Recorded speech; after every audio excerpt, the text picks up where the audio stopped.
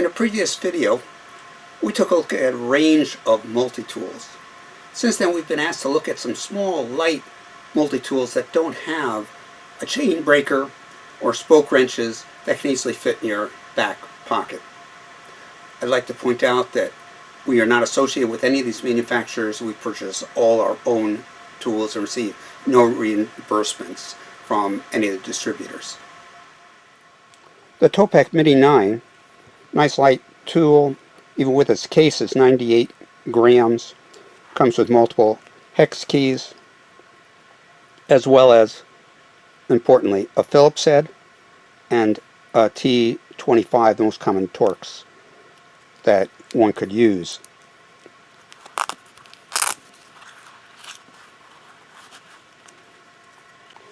This was our pick for small light mini tools in our previous video, which is in the upper right hand corner. We looked at two tools that are supposed to be attached to your keychain. One is called a Snowflake and the other the RoverTac. When using a hex wrench, you should be able to place it in the hex bolt and it should fit firmly with no wiggle, and when you turn it, it will turn the bolt. However, when we use the RoverTac or Snowflake and insert the hex key, we notice that we get a lot of wiggle room before it starts to turn the hex bolt. This, in the end, will result in stripping of the bolt if we continue to use this tool. Because of this, both the Snowflake and the RoverTac obviously do not meet JIS standards for hex keys, and we don't recommend those. One of our viewers suggested taking a look at the Park MT1, which comes in at about 44 grams. It sells for approximately $12. The pros are that it's small, compact, and light. Its hex keys do meet JIS standards. The cons are that it does not have a Phillips head or torque, does have a flathead screwdriver at the end. One caution: if you use this tool and you pack it in your saddlebag, keep it away from your spare. This might otherwise damage the spare as it moves around in the saddlebag.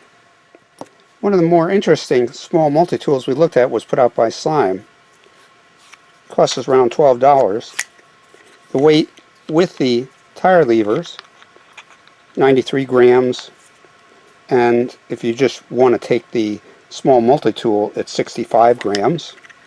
The multi-tool does have multiple hex wrenches, as well as a torx, Phillips head, and a straight edge.